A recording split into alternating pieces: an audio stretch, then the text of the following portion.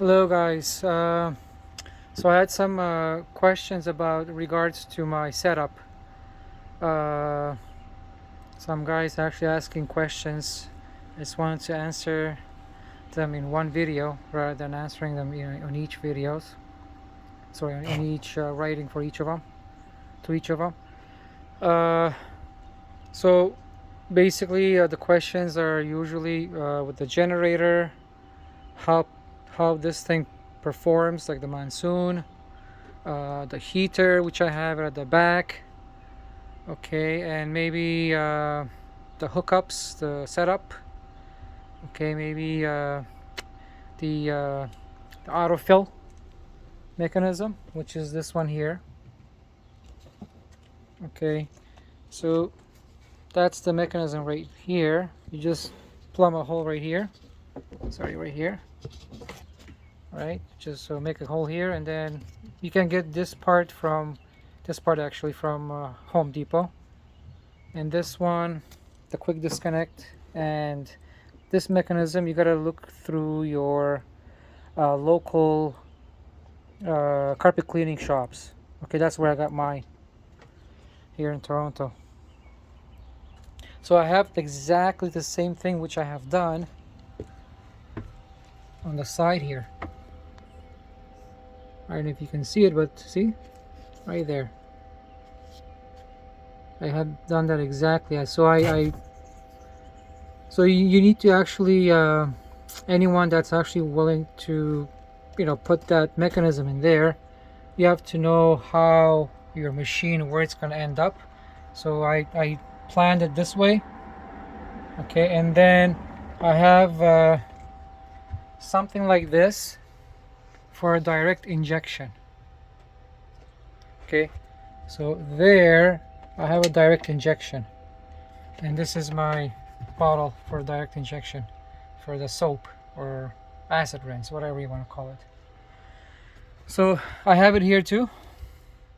This is my barrel freshwater tank. I have a autofill mechanism here as well, just the same thing I actually showed you in my other machine.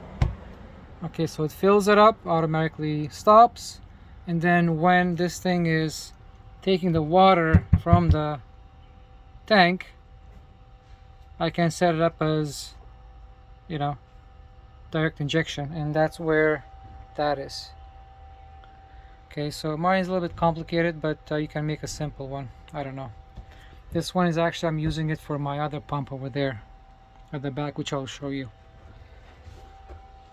Here I have 400 psi, so they say it's 500, right? Rotovac actually advertised this as a 500, but it's been set to 400, right? So for 400 psi, when I'm actually using this for upholstery or maybe tiles or area rugs, right? I'm not using it at 400 psi for upholstery, but I drop it down to probably 200 psi, right? And then I use this acid rinse. If I use the aggressive the pump at the back, then I use that rinse, and that's the alkaline, and I usually use that for synthetic carpets, right?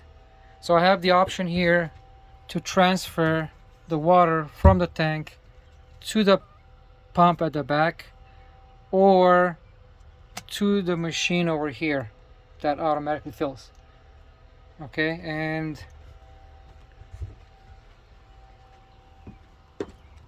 okay, so here's the pump at the back. This is the pump at the back. This is 1,000 psi pump. I use this at about 400 here. I use it right around here, just before 500. See, around this line here. That's for synthetic carpets. And so that's what that is. I have the option. Then I have the freshwater hose here, and that's my water fill that I can hook it up to the garage or the side of the house, right? With this connector here. So this goes to the hose, to the garden hose part, and then this one, quick disconnect, goes right here. So that's that. Then I run this little giant heater. It goes up to 13 psi max. So this can go up to more than 200 degrees, right? And that's propane. Uses propane. So this connection right here, this is off right now, off position, and that controls to this, right? So if I turn this on, now I'll be working with this pump. So I'll turn it off. This is on. That means I'll be working with that pump over there. And again, that's for upholstery, area rugs. It has less water flow, so that's one of the reasons I use it for upholstery and area rugs especially, and in most cases tiles as well, because I pre-agitate the tile. This one, I mean I can use it for all of it, but I don't want to waste this. Okay, this is actually very expensive to repair, right? So I use this for banquet halls, greasy restaurants. Crank it up to 600 psi, like 600 right here, somewhere here, right? And then your job will be easier with that many psi, even to 800 psi. But anyway, so that's that. Okay, so what else? I have the heater on right now. I'll show you guys how much it will go up to. I have a thing here that can measure the heat in both Fahrenheit and Celsius. I'll just turn on the pump here. So basically, now that pump is on. This is on, right? So basically the water, the water will be coming from this tank. Let me show you, let me go back there.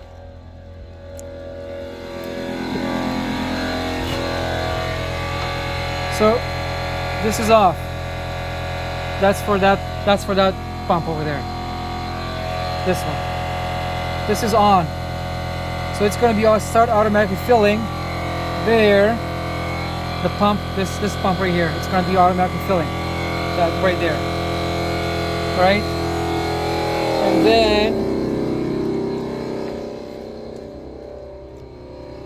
And then the water will be pushing through here, right? It's coming from there. So what's happening here is that that pump, it's pushing the water through here, which is the cold part, right? That's the cold part over there. That's coming here, and then goes here, which is the hot part, and this is hot, and then comes to the reel, right? If I turn this off, turn this on, then this is going to be pushing the water here, the cold one, and it's going to come through here, and then it will come to the reel. But each pump is actually getting the water from the tank. So this tank, that transfer pump, is either sending to that pump or to this pump when it's on, right? When I'm actually turning the switches over there to the correct position. So that's that. I know it's a little bit confusing, but that's what it is. So let's see. This thing started to work. I don't know if you can hear it or not, but look at that! Wow, amazing heat.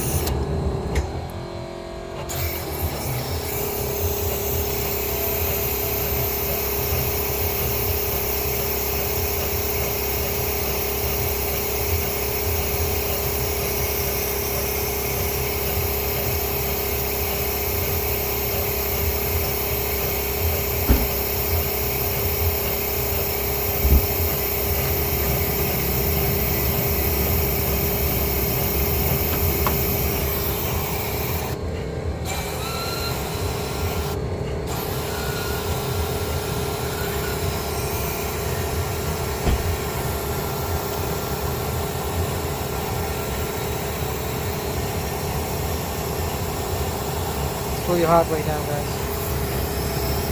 I'm just above 200, and this can keep up. This will keep up because it's a propane heater. It won't fall. It will probably climb up a little bit more.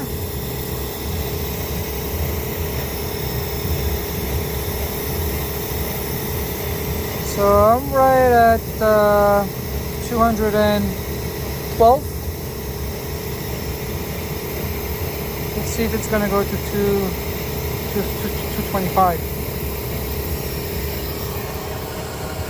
Bro, wow, that's hot. I'm not quite at 225, but I'm actually at 220. It's holding right there, steady at 220. Okay, see? That's burning hot right there. But anyway, with this pump, you're gonna have more vapors, because this has more water flow. That doesn't have as good as water flow as this. That's why you're not seeing much of vapors. See? This thing started right now. It turned off. Look.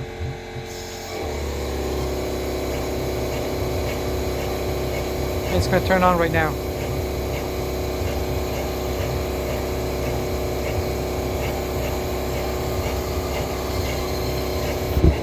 There you go. It's on right now. But it is actually steady over 200. And I'm running 100 feet of hose. This is 100 feet of hose. And I got extra hoses right there.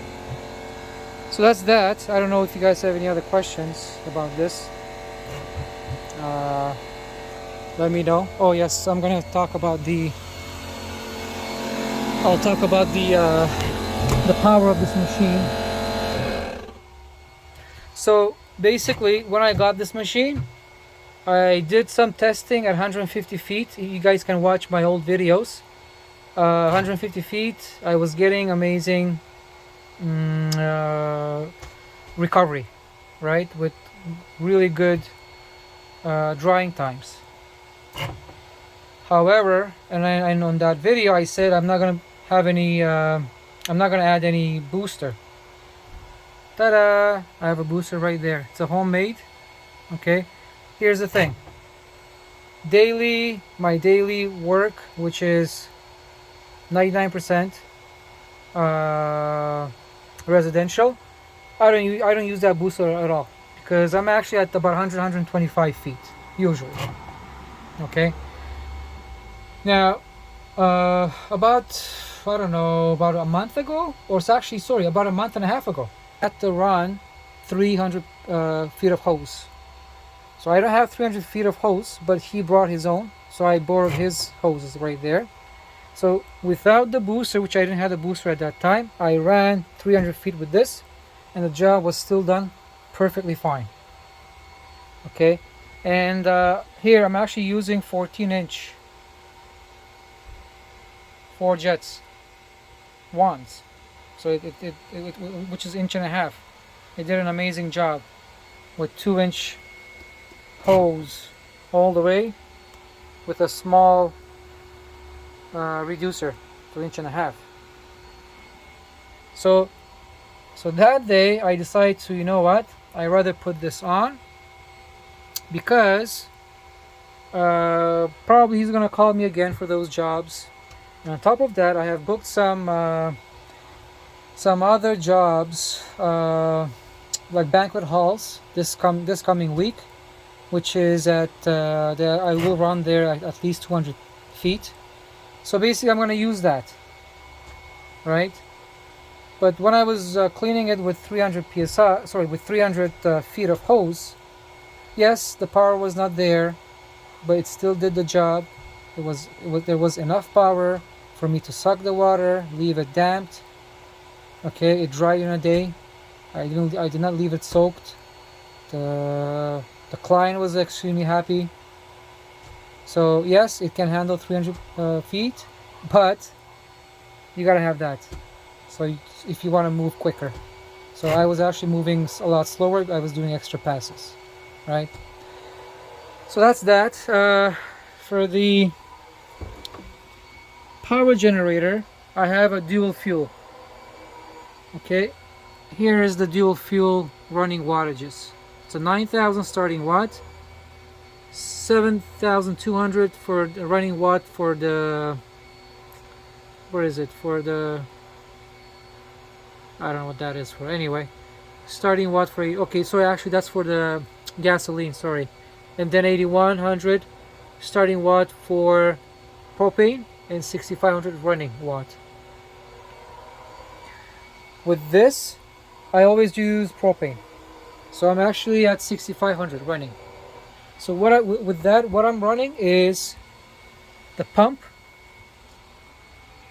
2 vac motors, the transfer pump, and the transfer, what is it called, auto dump, right? The booster, I always plug it to the customer's home if I'm going to use it.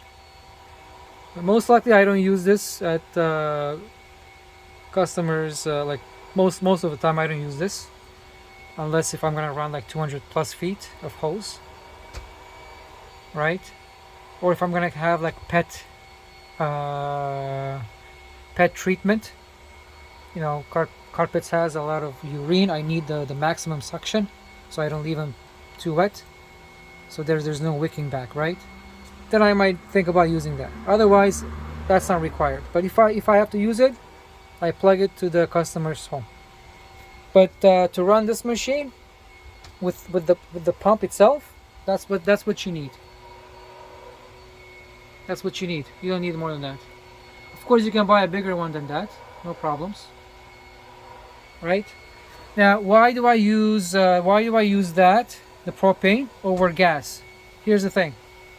I always come closer to the door, right? I'm not parking across, not across, sorry, across the grass, and then I have to run a longer hose.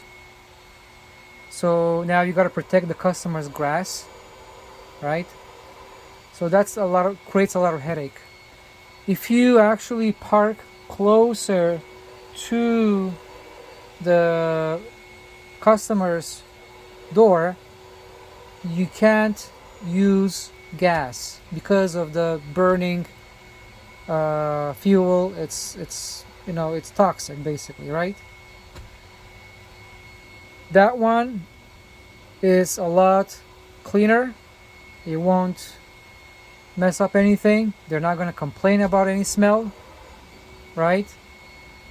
It's not toxic, I would say, because I have worked with propane all my life. We used to buff supermarkets, right?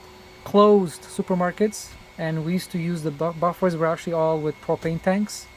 So there's there's no harm with using propane. That's when you're actually closer to the door of the customer's door, right?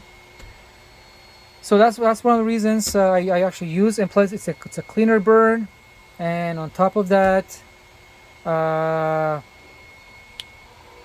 my generator lasting longer. That's what I believe, because the fuel will not burn clean, so it's gonna start clogging lines, right? So this is actually almost 4 years old. I have over 1,000 hours. I don't know how many hours now. It's not working anymore, but currently it shows me over 1,000. But I'm sure it's more than that because I'm not keeping any track anymore. I change the oil once every 3 months, right? And that's it. That's all about it. So otherwise, you guys have to actually plan it. Right? Do you want a heater like that, which is an advantage of a consistent heat of over 200 degrees at the wand with propane, versus to electric heater. There's a big difference. With electric heater, you cannot use high flow. With electric heater, I'm actually repeating, you cannot use high flow. This will do it. I think this is actually 1.5 gallons per minute. So this should be okay with 400 psi if you decide to go with electric heater. Okay, but you gotta have a smaller jet size. So that's like an 8 flow with 11,002, I believe, jet sizes. 4 of them. So that's called 8 flow. 4 times 2, right? So you gotta bring your jet sizes probably to 0.1s rather than 0.2s, or maybe 1.5s. So that way you can have that consistent heat with an electric heater. Okay, and on top of that, if you actually have an electric heater, this thing will not be able to keep up with the electric heater. So this is the reason I have this. Little Giant Manufacturing, they also have a smaller version of this, right? And that can go up to 800 psi. That you can run up to 800 psi, the coils, or the fittings. I don't know what exactly it is, but something like that.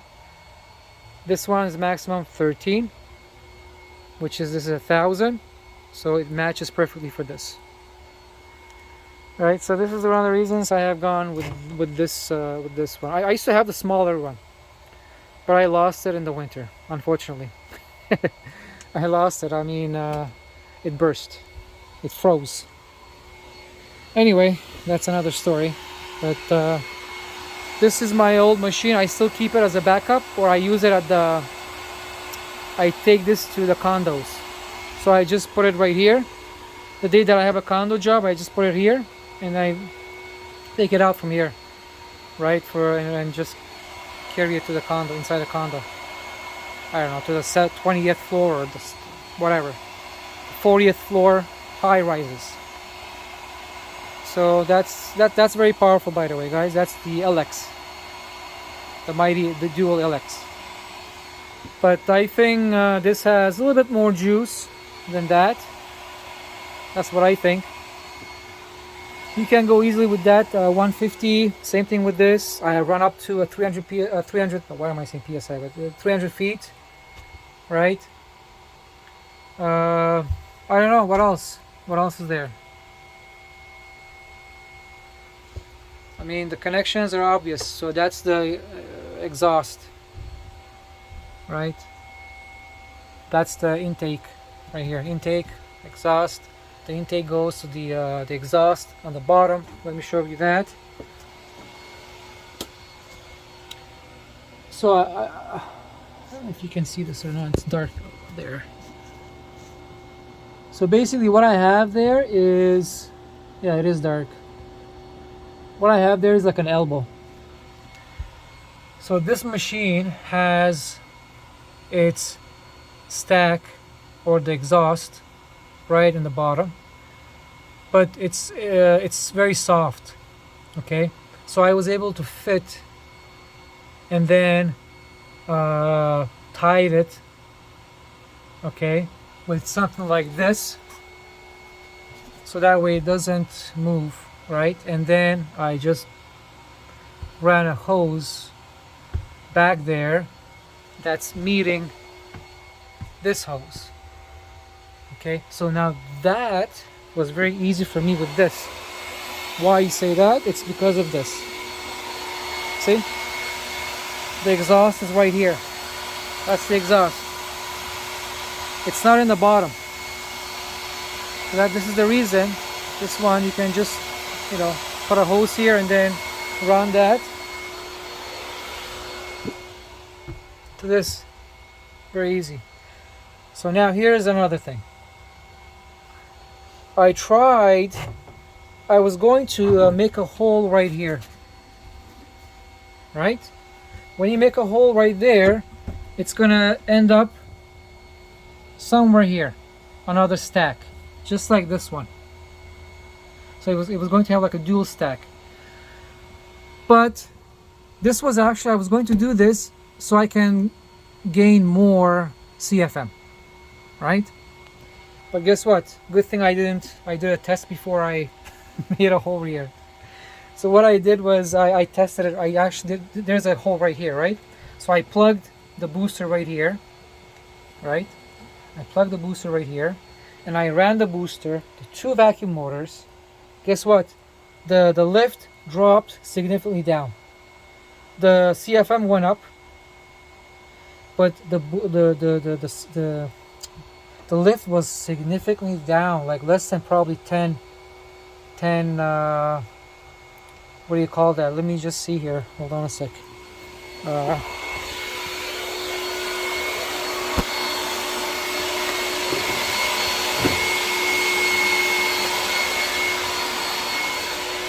it was like 10 water lift, inches of lift, sorry.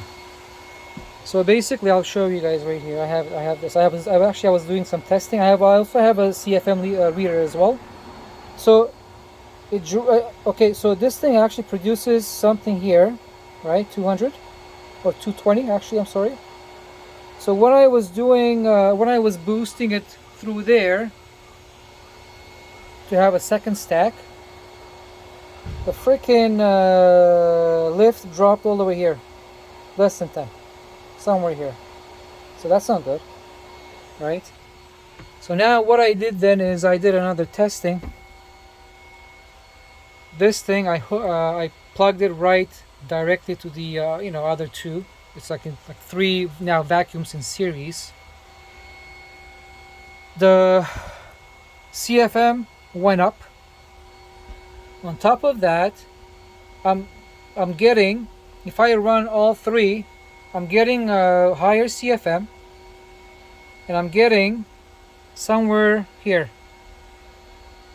I think that's like, I don't know, 260 or 280, 260? Somewhere there. Somewhere here as a lift. It's crazy. So that's one of the reasons I chose to go this way. And I just saved a hassle for me later on, which I had to probably, I was going to get in trouble making a hole there. But anyway, so that's that. What else is there to cover? I don't know. I guess that's okay. Yeah. So here with the hoses, I go, that's 75 feet right there. 50, 25, 50, 20.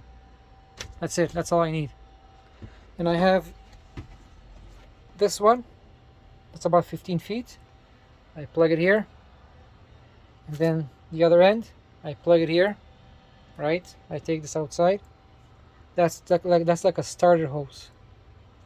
So 15 plus 75 plus what is it? 70? Yeah, 70. That's it. That's all I need. I do not need more than that for residential, because I have the advantage of using propane, and I can come closer to the door, so I'm not running. I don't have to be away at least 25 feet. I can be a lot closer, and it doesn't harm me at all. So I'm doing this for probably 7-8 years now, right? So everything is perfectly fine. Everything is perfect. I have actually perfected this without any issues. Yep. So that's that. I don't know what else. That's it, I guess. But you guys can actually ask any other questions through YouTube there, through the messages there, if you guys have any other questions. Okay, so thank you very much. Also, I just want to add this. This is the exhaust. You must actually have the exhaust, exhausting it, the air outside. You don't want that exhausting inside, because in the hot summer days, in the winter, no problem. You can turn this around in the winter, right, to keep it warm. But in the hot summer days, man, you don't want this to be exhausting or breathing towards the inside. and that is connected. It's getting dark actually here, guys. It's connected. Oh, you can't see it here, but anyway, shoot. Shoot.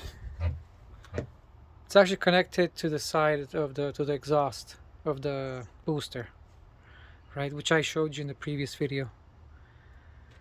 But yeah, so the exhaust from that machine, it must be facing outside. On Tuesday and Thursday I'm gonna have banquet halls.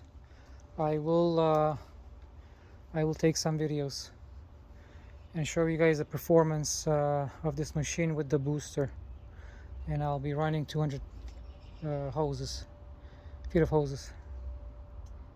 So yeah.